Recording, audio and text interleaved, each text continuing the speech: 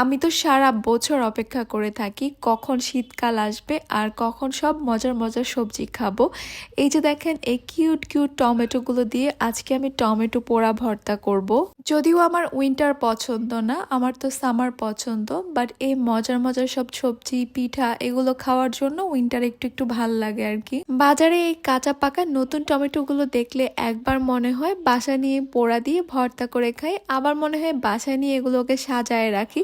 এগুলো দেখতে এত কিউট লাগে আমার কাছে। তো আজকে টমেটো পোড়া ভর্তা করার জন্য একটা প্যানে আমি 4টা টমেটো নিয়ে নিয়েছি।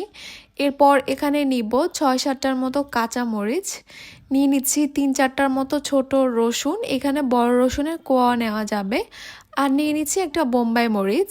আমি কিন্তু ভর্তার মধ্যে অনেক ঝাল খাই, তাই বোম্বাই মরিচটা দিয়েছি, তবে এটা আপনারা বাদ দিবেন যদি ঝাল খেতে পছন্দ না করেন। একটু তেলও দিয়ে দিচ্ছি যেন একদম প্যানের সঙ্গে লেগে না যায়।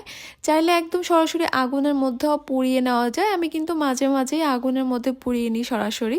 তবে আজকে এই প্যানের মধ্যে রেখে আমি এগুলোকে পোড়া দিব।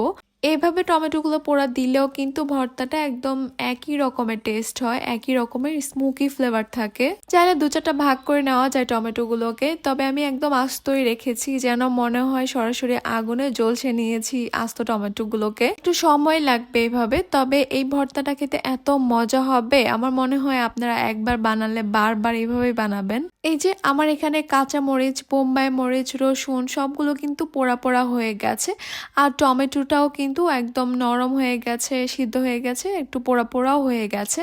তো এখন এগুলোকে আমি চুলা থেকে নামিয়ে নিব।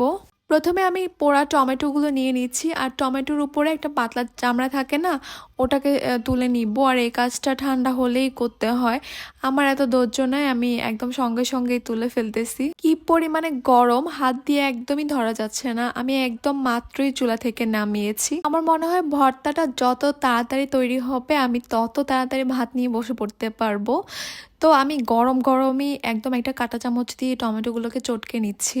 টমেটোগুলো সুন্দর করে চটকে নেওয়া হয়ে গেলে এবার এখানে পোড়া কাঁচামরিচ, বোম্বাই মরিচ আর রসুন নিয়ে নিচ্ছি। রসুনগুলো এত সুন্দর করে সিদ্ধ হয়েছে, সামান্য একটু চাপ দিলে কিন্তু ভিতর থেকে কোয়াটা বের হয়ে আসবে। তারপর এখানে লবণ দিয়ে এগুলো চটকে নিচ্ছি। এরপর দিয়ে দেবো এখানে অনেকগুলা পেঁয়াজ কুচি।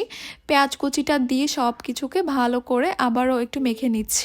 আমি এতটাই ঝালখোর, এই ভর্তাটা করার আগেই আমি ভেবে নিছিলাম এই ভর্তাটা শুধুমাত্র আমি কাঁচামরিচ আর বোম্বাই মরিচ দিয়ে করব।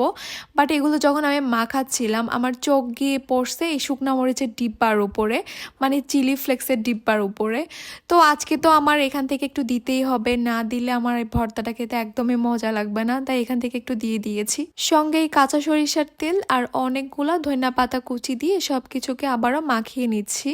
হাতটা কি পরিমাণে জ্বলছিল, আপনারা কিন্তু ভুলেও এরকম করবেন না। 2-3টা মরিচ একটা ভর্তার মধ্যে কখনোই দিবেন না, যেটা আমি সব সময় করে থাকি। হাতের অবস্থা বাদ দেন, ভর্তার কথা বলি। তুমি এত ঝাল দিছো, মানুষ খেলে তো মরেই যাবে। তো হাতের অবস্থা বাদ দেন, ভর্তার কথা বলি। ভর্তাটা খেতে এত মজা হয়েছে, গরম গরম ভাতের সঙ্গে খাইতে অমৃত লাগছে, অমৃত।